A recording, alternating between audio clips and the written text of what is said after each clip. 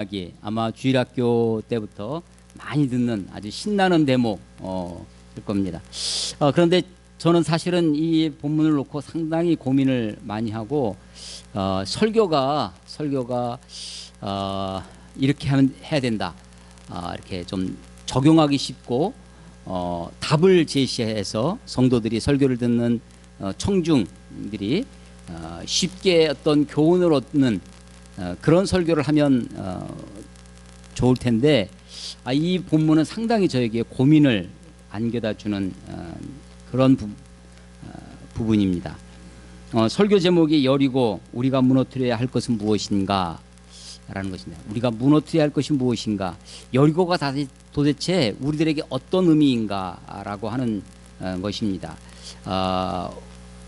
이 본문을 읽으면서 우리가 어떻게 여리고성을 무너뜨렸나, 성을 하루에 한 바퀴씩 6일 동안 돌고 마지막 7째 날에 7번 돌고 외치라 하니까 외치고 나팔을 불고 하는 그 방법이 아니라 도대체 여리고가 도대체 무엇이냐, 우리가 무너뜨려야 할 것이 있다면 그것은 무엇이겠느냐라고 하는 것입니다.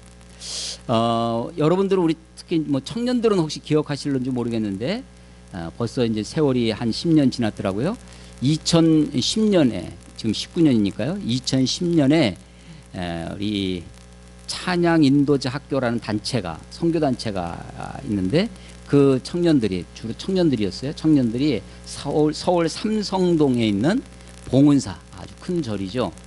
조계사와 더불어서 그 봉은사에 가서 봉은사 안에 경내에 들어가고 불상이 있는 대웅전 안에 들어가서 우리가 보통 기독교인들이 뭐 손들고 기도하는 거 있잖아요. 손들고 기도하는 모습, 경내에 벽을 붙잡고 기도하는 모습, 이런 것을 동영상을 찍었습니다. 그 제목이 뭐였냐면 봉은사 땅밟기라는, 가서 하나님의 땅, 하나님의 세상이 되게 해달라고 땅밟기 기도를 한 것이에요. 그게 이제 그 동영상이 2010년도에 만들어낸 것인데, 그것이 이제 막 세상에 돌면서 굉장히 큰 무리를 일으켰죠. 그래서 그 청년들이 그 봉은사 주지 앞에, 명진 스님이라고 하는 사람 앞에 가서 무릎 꿇고 사죄하는 것까지 뉴스에 보도된 적이 있습니다. 2014년도에는 불교의 성지라고 할 수 있는 인도, 또 미얀마 이런 곳에 기독 청년들이 기타를 들고 그 성지 앞에서 찬양하는 것을 찍어가지고 또 그게 돌면서 타종교에 대한 예의가 없는 그런 모습으로 이렇게 비춰지기도 했습니다. 가만 보면 우리 기독교 안에 땅밟기 기도라는 것이 있습니다. 어떤 교회가 이제 교회를 새로 짓기 위해서 땅을 샀어요. 땅을 사면 제일 먼저 할 게 뭘까요? 보통 일반적인 교회에서 뭐 할 것 같습니까? 그 터를 사면 그 교회들이 그에서 건축하기 전까지 아마 가서 땅밟기 기도를 할 것입니다.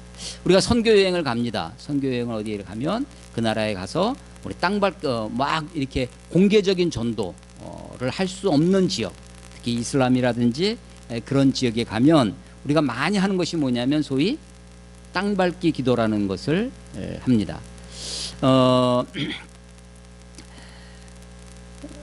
땅밟기 기도가 어디서 왔나, 성경적 근거를 대라고 하면 아마도 이 여호수아, 여리고성을 도는 이야기에서부터 가지고 온 것 같습니다.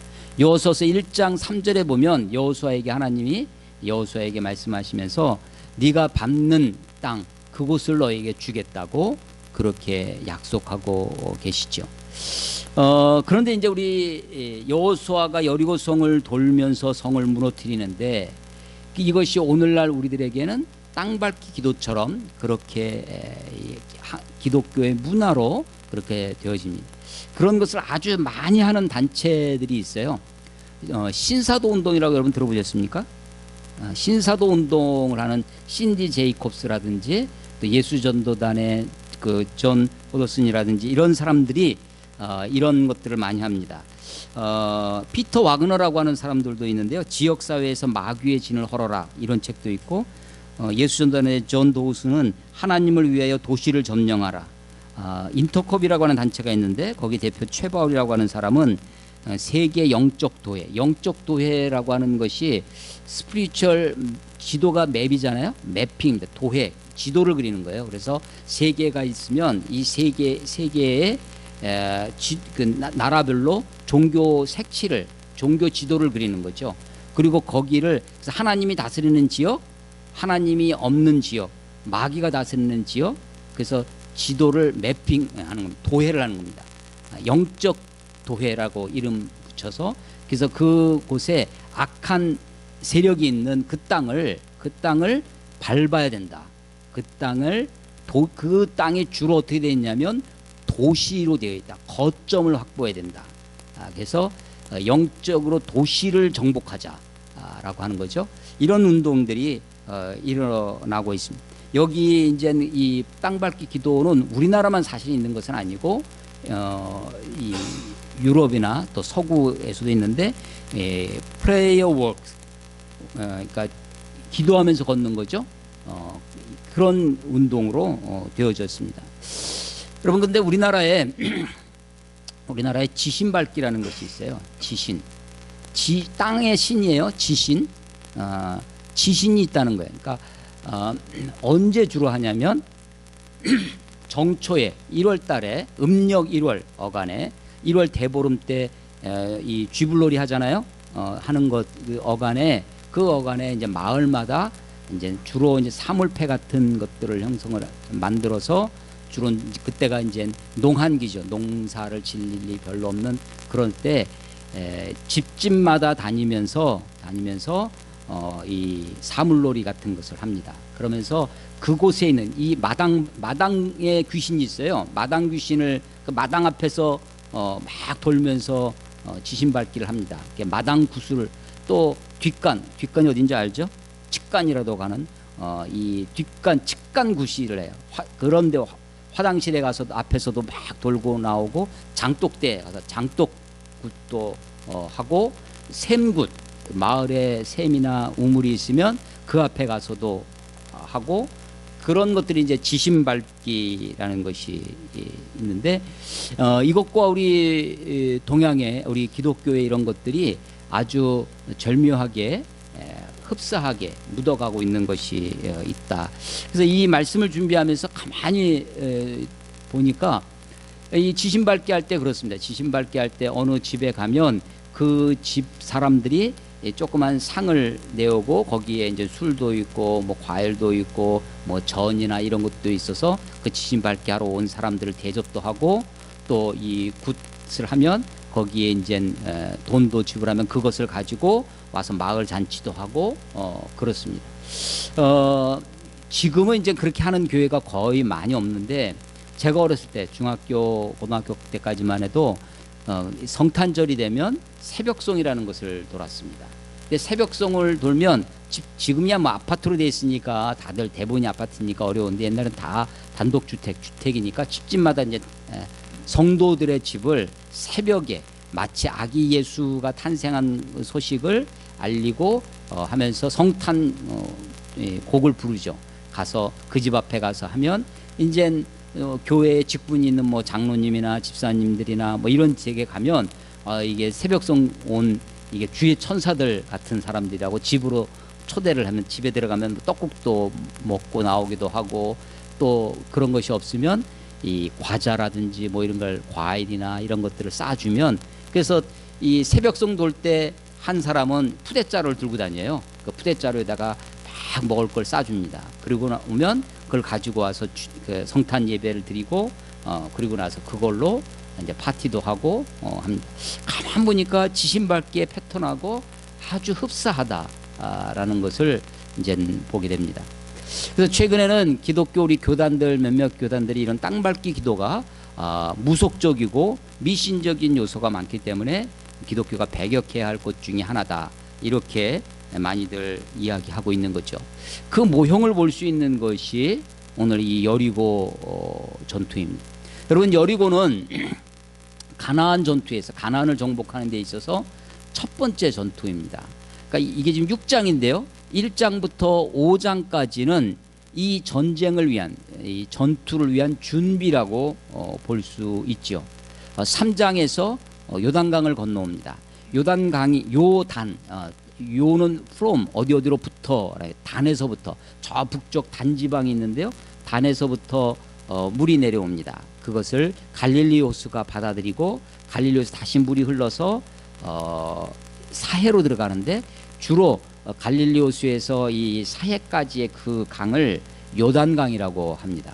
갈릴리 북쪽에도 강이 있는데 그것을 좀 나눠서 얘기하면 상요단, 밑에 거를 하요단 이렇게 얘기를 하죠.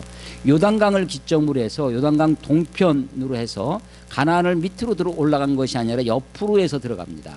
그래서 요단강을 건너가죠. 요단강 건너가는 이야기를 우리 지난주에 여호수아 3장을 통해서 살펴봤는데, 요단강 건너가기 전 요단 동편에 숫곳이라고 하는 곳에 있었습니다. 사실은 그 숫곳이 마지막 수경지인데, 그 숫곳은 실패의 장소였습니다. 음행을 저지르고 하나님 앞에 우상 숭배를 해서 모압 여인들과 함께 하나님 앞에 범죄했던 장소였습니다. 그 범죄했던 장소에서부터 출발을 해서 요단강을 건너와 다시 요단강 건너와서 첫 번째 수경지가 어디였냐면 길갈이라는 곳입니다. 길갈. 그러니까 요단강을 기점으로 해서 동편의 숫곳, 서편의 길갈이라는 것입니다.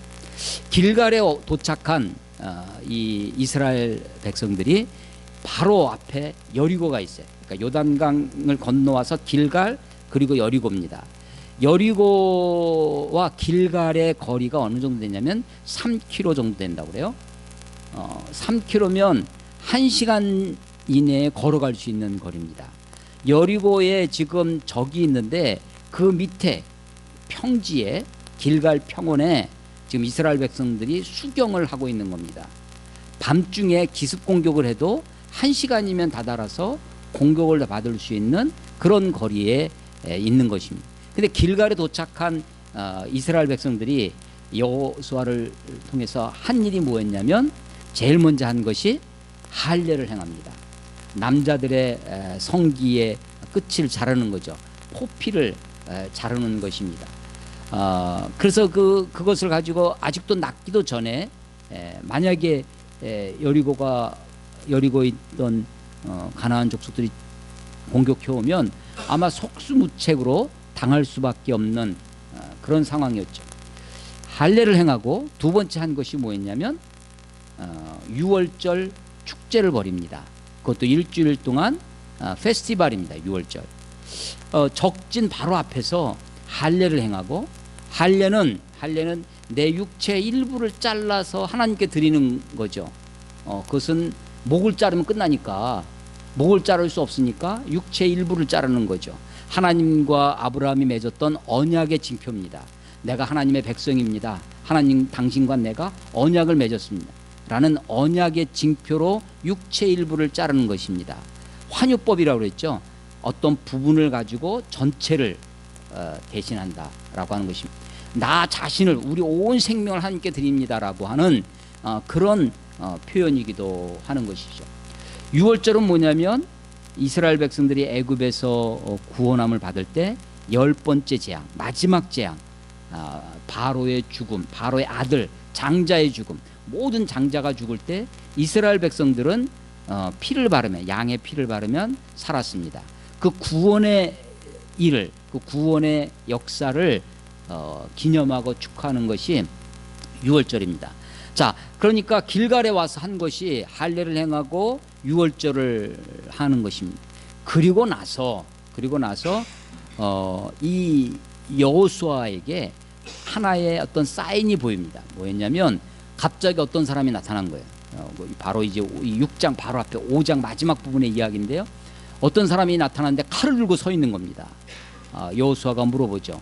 너는 우리를 위하느냐? 우리의 원수를 위하느냐? 세번역에 보면 표준 세번역이라는 버전을, 우리말은 너는 우리를 위하느냐? 우리의 원수를 위하느냐? 이렇게 되어 있는데 표준 세번역은 너는 우리 편이냐? 원수의 편이냐? 이렇게 물어보죠. 그랬더니 이 칼을 들고 있는 사람이 나는 여호와의 군대 대장이다. 대장으로서 지금 왔느니라. 그러니까 그 앞에서 여호수아가 무릎을 꿇고 절을 하고 경배를 올립니다.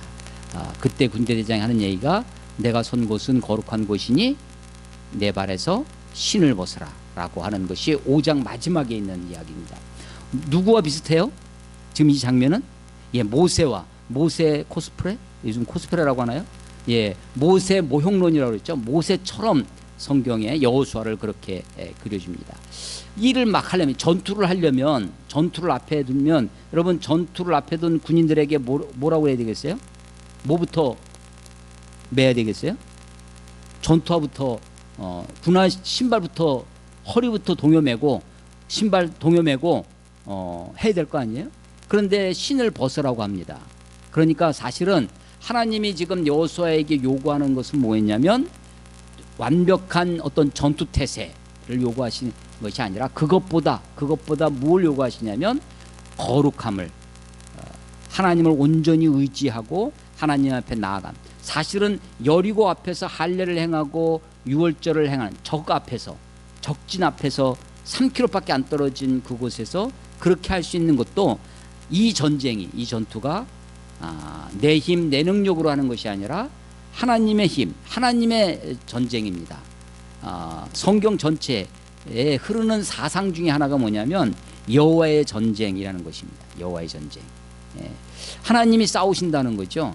그래서 이 전쟁은 그 하나님이 싸우신다고 하는 것을 보여주는 것이 하나님의 군대 장관, 군대 대장이 나타나는 것이고, 하나님이 싸우시고 그 모습을 통해서 여호수아를 격려, 내가 싸우니까, 내가 대장이니까 너는 나를 따르라 라고 하는 사인을 보여주는 것입니다.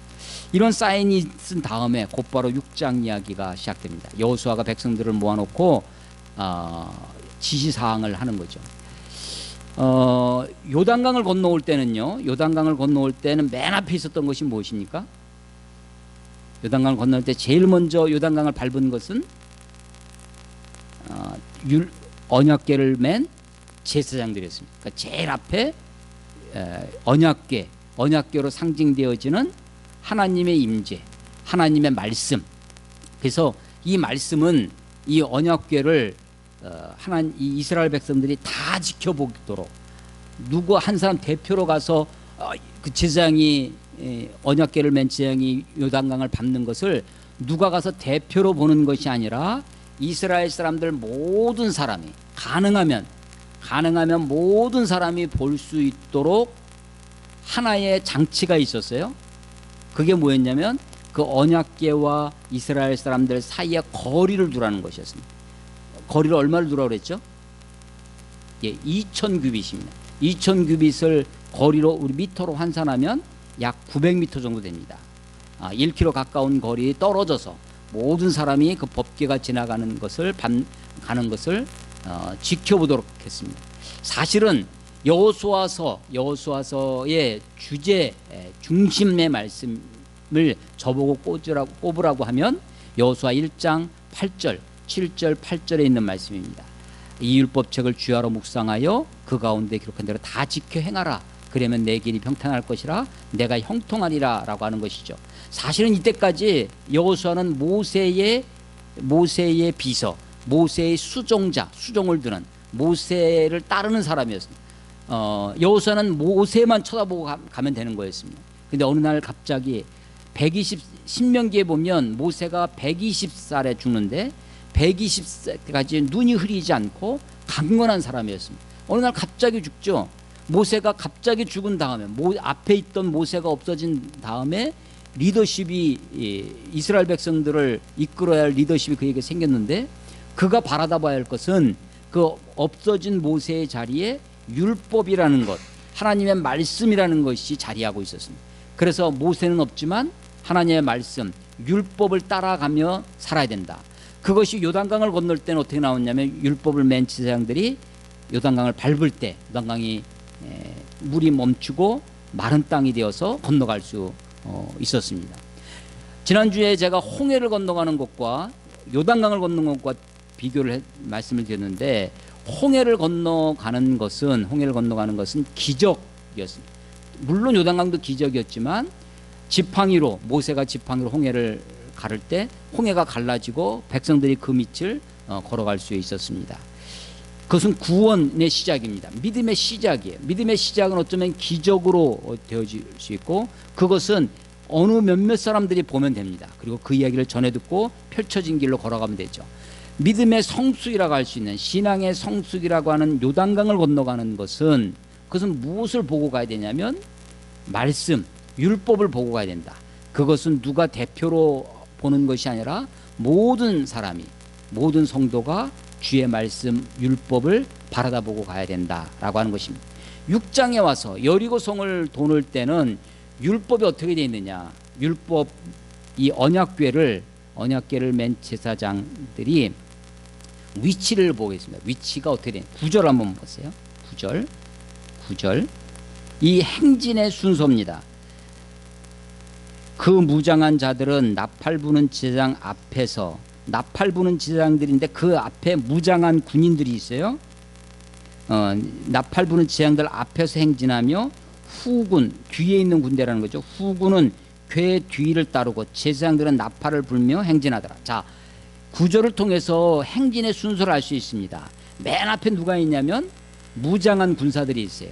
그 다음에 나팔을 드는 제사장들이 있습니다. 그 다음에 언약궤를 맨 제사장들이 있어요. 그리고 제사장 뒤에 후군이 있는 겁니다. 그러니까 크게 네 덩어리 맨 앞에 무장한 군인, 그 다음에 나팔을 든 제사장, 일곱 명이었습니다. 7 양각 나팔. 양각은 양의 뿔이에요. 양의 뿔.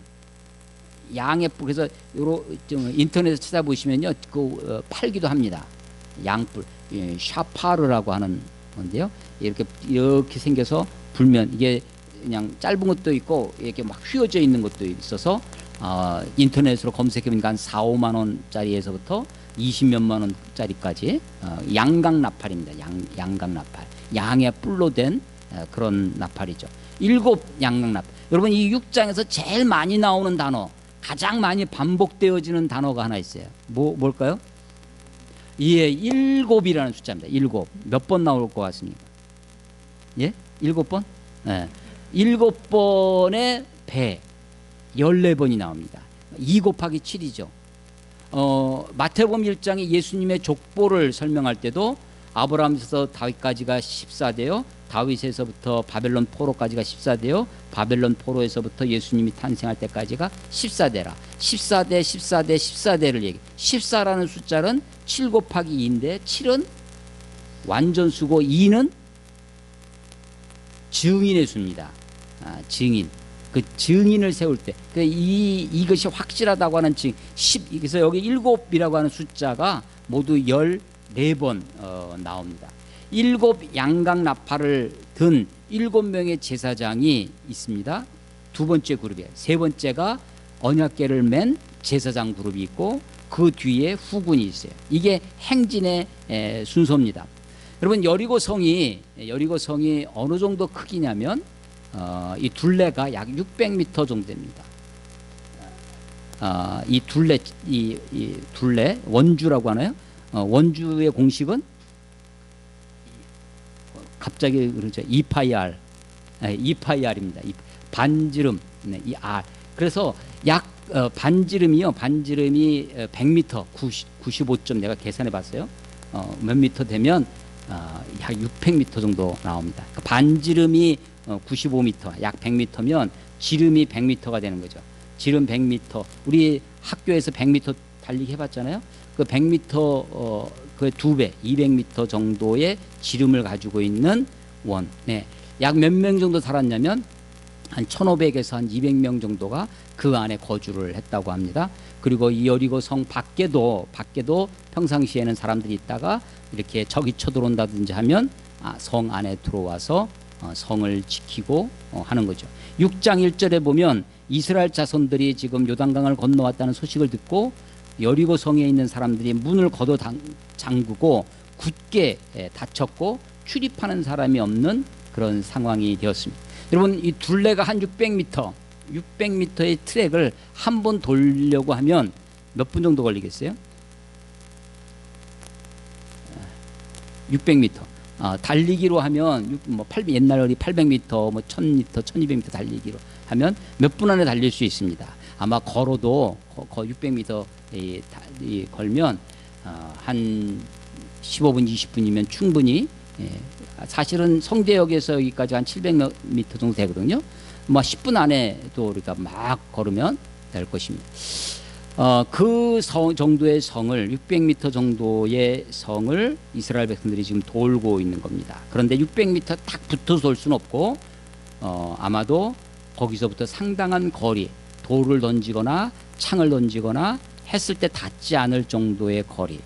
뭐 지름이 반지름이 100m라고 하면 거기서부터 아마 100m 이상 떨어진 거리에서 돌아서 둘레가 약 1.5에서 2km 정도의 둘레를 돌았을 것이라고 추측을 해봅니다. 그러면 한 번 도는데 한 20여 분 정도. 한 바퀴, 하루에 한 바퀴 돌고 와서 잤어요. 보니까 11절에 보면 여호와의 궤가 그 성을 한 번 돌게 하고 그들이 진영이 어디 있냐면 길갈에 있습니다. 길갈과 여리고는 약 3km 떨어져 있다고 그랬죠. 3km 떨어진 데서 출발을 해서 여리고에 도착해서 한 바퀴 돌고 들어와서 자는 겁니다. 하루 종일 뭐 했어요? 그거 했어요. 여러분 실제로 행진하는 것보다 뭐가 더 많겠어요? 준비하고 쉬는 시간이 더 많았을 것입니다. 이렇게 쉬는 시간이 많으면 사실은 딴 짓을 더 하게 되고 딴 생각을 더 많이 하게 되겠죠. 근데 가만히 생각해 보니까요. 좀 더 한번 생각해 보십시오. 여러분 행군을 할 때요. 행군을 할 때 몇 명이 행군을 하냐면 군인들만 하면 몇 명이에요? 60만 명입니다. 여러분 60만 명을 일렬로 세우면 길이가 얼마나 될까요? 이걸 행군 장경이라고 합니다. 행군 장경. 처음에 선두에서부터 말미까지 후미까지의 거리가 있어요. 이게 점이 아니니까 늘었으면 여러분 60만 명이면요 60명을 한 열 줄로 세워서 60명씩 열을 세워서 줄을 세면 만 줄이 돼야 됩니다. 그래 60만 명이죠. 여러분 국군의 날 행사할 때 지금은 국군의 날 행사하면서 서울시가를 행진 이런 거를 안 하는데 어렸을 때 우리 국군의 날 행진하거든요.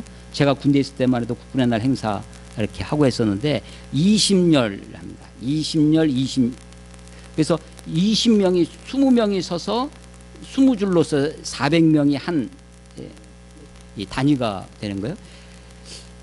200명 그 20명이 쳐서 어떤 길을 가는 만한 그 길을 그런 도로를 만들기가 쉽지가 않습니다. 60명이 늘어서서 쭉 온다? 쉽지 않습니다. 10명씩 줄을 서서 10명씩 온다 하면 그게 6만이 되는 거예요. 길이가. 그러니까 60km가 되는 거예요. 그러니까요. 60만 명이 지금 열을 지어서 행군을 그냥 차례대로 쭉 행군을 하면 그 길이가 엄청나게 늘어지는 것입니다. 엄청나게. 그래서 아침부터 시작을 해서요. 이 여호수아가 12절에 보면 또 여호수아가 아침에 일찍이 일어납니다. 일찍 일어나서 물론 한 사람이 갔다 오는 것은 그렇게 먼 거리가 아닐런지 모르지만 이스라엘 백성들이 다 이 60만 명, 뭐 여자와 어린아이는 뺀다 할지라도 군인들만 갔다 온다고 할지라도 이것은 상당한 시간이 소요되는 일이었습니다. 그런데 사람들은 아무 말 하지 못하도록 했고요.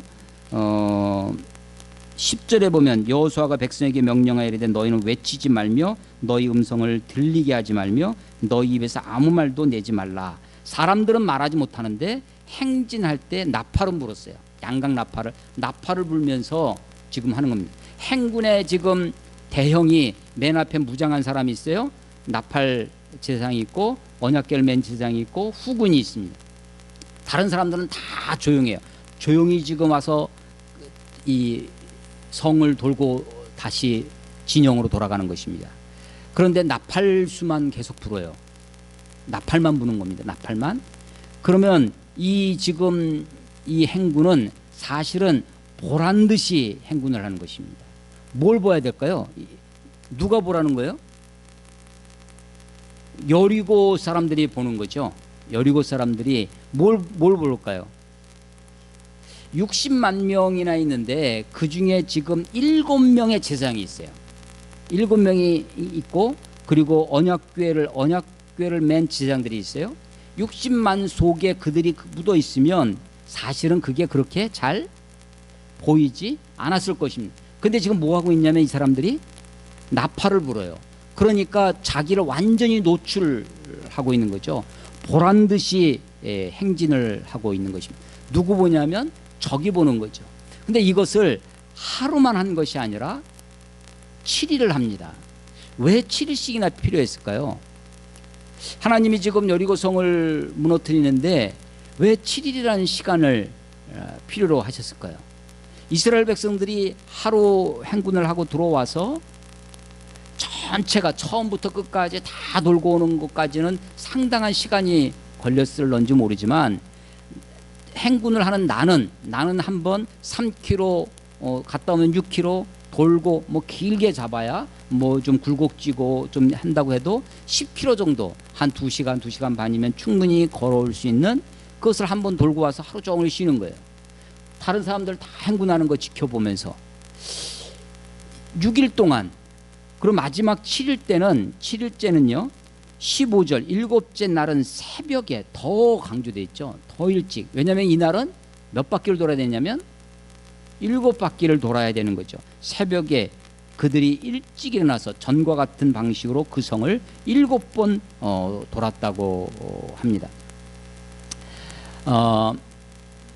하나님이 지금 7일을 필요로 하시는 거죠. 사람들로 하여금 이스라엘 사람들뿐만 아니라 여리고 사람들한테 7일 동안 충분히 보여주는 겁니다. 7일 동안 그들이 그 마음속에 사실은 아무 말 하지 못하도록 하나님의 언론 통제라고 그랬죠. 함구령이 내려집니다. 말하지 마라. 아무 말 하지 마라.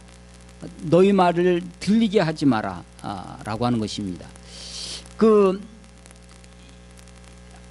이 7일 동안에 아무 말 하지 못하고 그냥 도는 거죠. 그리고 와서 잡니다. 돌고 와서 자고 그 마음속에 이 온갖 생각이 의문이 혹은 불평이 불만이 생겨났을 텐데 그것을 옆 사람에게 주위 사람들한테 말하지 못하도록 그리고 오로지 행진만 하고 나팔 소리만 들리는 거죠. 이 보란듯한 행진 대놓고 하는 그런 이야기입니다. 마지막 날에 나팔을 불고 외치라 하는 말씀을 듣고 그 명령을 듣고 외쳤더니 성이 무너졌다라고 하는 것입니다. 그러니까 우리가 침묵할 때가 있고 외쳐야 할 때가 있습니다. 내가 말하고 싶다고 다 말하는 것이 아니라 내가 속으로 삭히고 속으로 그것을 잠잠히 끌어안고 씨름을 해야 할 시간이 우리들에게 필요합니다. 하나님의 명령 그 때에 맞게끔 그 때에 순종하는 것, 하나님이 부르실 그 때에 응답하는 것이 필요합니다. 앞부분 이 6장의 앞부분은 7이라는 숫자가 강조됩니다. 그래서 완전한다는 하나님의 완전수가 강조되어져 있는 것이죠. 그런데 뒷부분에서는 오늘 읽은 이 본문 21절까지 읽었는데 이 뒷부분에서는 온전히 바쳐졌다라는 것이 3번이 나옵니다. 온전히 바쳐졌다고 하는 것이 17절에도 보면 이 성과 그 가운데 있는 모든 것은 여호와께 온전히 바치되 18절 너희는 온전히 바치고 21절 그 성 안에 있는 모든 것을 온전히 바치되 온전히 바쳐라 라고 하는 것을 3번 강조하고 있어요. 마치 여리고 성은 다른 것을 정복할 때는 전쟁이니까요. 전쟁 노획물이 있습니다. 그리고 여호수아서를 이제 뒷부분을 읽어보시면 어디를 정복했습니다. 차지했어요. 그리고 그 사람들을 노예로 종으로 부립니다. 그런데 이 여리고 성은 어떻게 하냐면 다 진멸하라는 거예요. 그래서 21절에 보면 남녀노소 소와 양과 나귀를 다 진멸하라는 것이죠.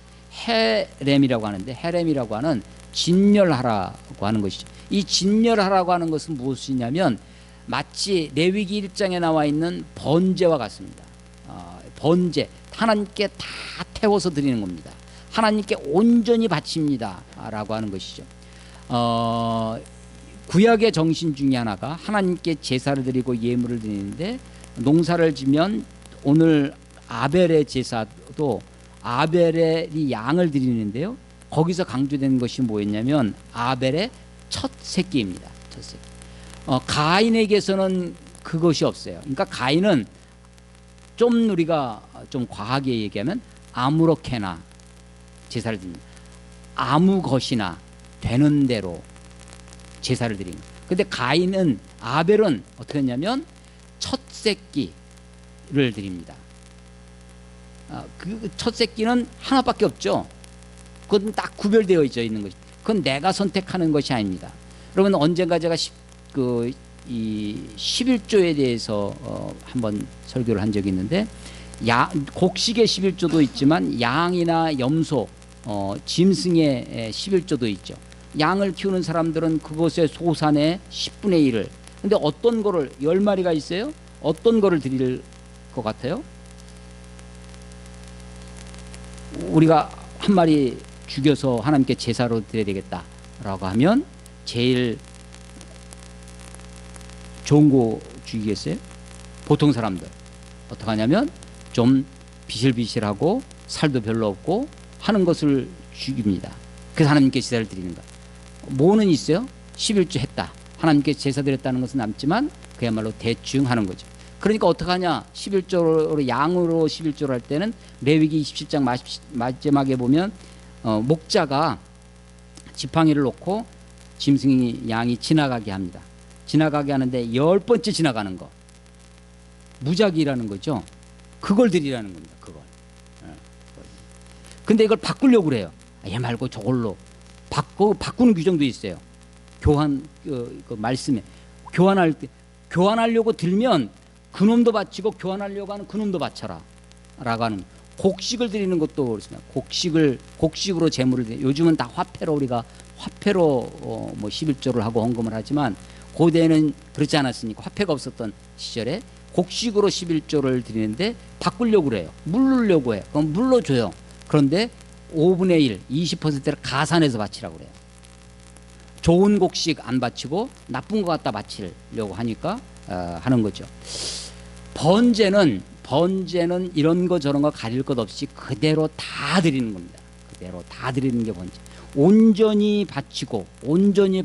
그래서 이 여리고 성이 마치 무엇이냐면 가나안 전체를 하나님이 받으시는데, 약속의 땅, 언약의 땅에 지금 이스라엘 백성들이 들어갈 때 번제, 첫 전쟁, 첫 번째 전투에서 첫 것을 하나님께 온전히 바치는 것이에요. 그 온전히 바치는 것에 흠이 생긴 것이 아간입니다. 아간이 거기에서 시날산의 외투 하나, 이걸 다 바쳐야 되는데 여리고성은 전리품이 없어요. 전리품을 챙길 수가 없습니다. 하나님 거, 다 하나님 거니까 다 죽이고, 살아있는 것은 죽이고, 은금 동철 기구들, 19절의 은금과 동철 기구는 하나님의 것이에요. 이것은 개인이 가질 수 있는 거예요. 이 첫 번째 첫 전투에서 첫 소산, 첫 월급, 이런 거죠. 이런 것을 하나님께 드리는 것서 가나안을 정복할 때 첫 번째 것을 하나님께 드리는 것이죠. 이게 번제로 드리는 겁니다. 그런데 그것에 흠을 낸 것이 아간입니다. 시나산의 외투 한 벌, 은 200세겔, 50세겔에 해당하는 금덩어리, 이런 것들을 자기 장막에 감추어서 온전히 바치지 못하게 되는 것입니다. 가나안 땅이 있어요. 이렇게 기다랗게 되어 있는데 옆으로 가운데 허리를 자릅니다. 여리고가 마치 어떤 역할을 하냐면 전체 가나안 땅의 교두보 역할을 합니다. 교두보. 다리 교자예요. 두는 머리 두자죠. 다리를 건너서 머리를 박는 것 같습니다. 그래서 브릿지 헤드라고 하는데 교두보 역할을 하는 거죠. 그래서 허리를 자른 다음에, 그리고 밑으로 남부 연합군을 무찌르고 북쪽으로 북부 연합군을 무찌르면서 이 가나안 정복이 이루어집니다. 여리고가 어떤 의미일까? 하나님의 언약의 땅입니다. 가나안이 약속의 땅이에요. 약속의 땅, 그곳에 하나님이 주시겠다고 약속해 주신 것입니다. 하나님이 우리에게 주신 약속이 무엇일까? 하나님 언약의 땅이 도대체 어디인가? 라고 하는 것이죠. 어떤 그 세계를, 영적 도회를 그려놓고 여기는 하나님이 다스리는 땅, 여기는 마귀가 다스리는 땅, 이렇게 이 세계를 분할하고 어떤 땅이 지신이 있는 것처럼 해서 땅을 밟는 것이 무속적이고 미신적이고 비기독교적인 반성경적인 것이다. 온 세상이 다 하나님의 세계고 하나님이 주인이시고 하나님이 다스리시는 것이다 라고 하는 것이죠. 물론 우리가 어떤 지역에 가서 그 지역을 보면서 우리가 기도하고 이곳에 하나님의 복음이 증거되어지도록 하나님이 역사하시도록 기도하는 것 기독교인들에게 가능한 일이고 또 그렇게 해야 하리라고 생각됩니다. 그런데 어떤 지역이 땅이 마귀가 다스리는 땅이고 어떤 귀신이 있는 땅이라고 지신이 있다고 생각하는 것은 지극히 비성경적이다라고 하는 것입니다. 여리고가 가나안 전체를 들어가는 교두보 역할을 하는 것입니다. 여리고를 어떻게 정보를 했냐면 하나님의 말씀 언약궤를 메고 행진을 하는 것입니다. 물론 그 앞에 나팔을 부는 제장들이 있었고 그 앞에 무장한 사람들이 있었습니다. 그리고 언약궤 뒤에도 후군, 뒤에도 군인들이 있었어요. 이스라엘 여리고 성 사람들은 물론 앞뒤에 있는 군인들이 있으니까 쉽게 나가서 그 언약궤를 뺏어오지 못했을 것입니다. 군인들 60만 명이나 많은 군인들이 있었지만 그 중에 핵심은 뭐냐면 사실은 언약궤였습니다. 언약궤. 언약궤가 지금 가고 있다는 것을 나팔수가 지금 나팔을 부는 제장들이, 그래서 민수기 10장에 보면 이 나팔을 부는 곳에 대한 이야기가 많이 나와요. 나팔 규정. 제장들이 나팔을 붑니다. 누가 부냐면 제사장이. 그래서 그 말씀을 보면서 내가 해야 할 일 중에 하나가 나팔을 부는 일이구나 라는 것입니다. 백성들을 소집할 때 나팔을 불고 전쟁에 나갈 때 나팔을 불고 제사를 드릴 때 어떤 절기를 부를 때 나팔을 붑니다. 또 이스라엘 사람들에게 아주 중요한 것이 있는데 나팔절이라는 것이 있어요. 나중에 나팔을 부는 절기예요. 그리고 언제 또 나팔을 부냐면 50년에 한 번씩 들어오는 희년의 나팔을, 그래서 희년에 해당되는, 희년을 뭐라고 하냐면 요벨이라고 합니다. 요벨, 주빌리, 우리 영어로는 주빌리라고 하는데 요벨이라고 하는데 양각 나팔, 아까 제가 쇼파르라고 했는데 그 앞에 양각이 요벨입니다. 요벨 쉐파르예요. 그 요벨이 희년이라는 뜻입니다. 희년. 그 똑같은 말이에요. 똑같은. 그래서 나팔을 부는 일, 우리 기독교인들이, 하나님의 사람들이, 목사가 해야 될 일 중에 하나가 나팔을 부는 일이죠. 근데 나팔을 부는 이유는 나팔을 보라고, 나팔 소리 들으라고 하는 것은 아닙니다. 나팔을 부는 이유는 뭐가 있어요? 내 뒤에 뭐가 있다고? 언약궤가 있다는 것입니다. 언약궤가 있다는 겁니다. 언약궤, 하나님의 말씀에 주목해 보라고 나팔을 부는 겁니다. 하나님으로 상징되어지는 언약궤가 지금 나가고 있다고, 그 언약궤를 보게 하기 위하여 나팔을 부는 것입니다. 제사장들이 소중한 이유는 어디 있어요? 제사장들이 언약궤를 메고 가기 때문입니다. 제사장 자체가 소중한 것이 아니라 제사장들이 언약궤를 관리를 하고 운반을 하고 돌보고 하는 것이죠. 지금은 고대는 레위인들만 제사장을 했습니다. 지금은 누가 제사장이에요? 모든 성도가, 만인 제사장입니다. 모든 성도가 제사장입니다.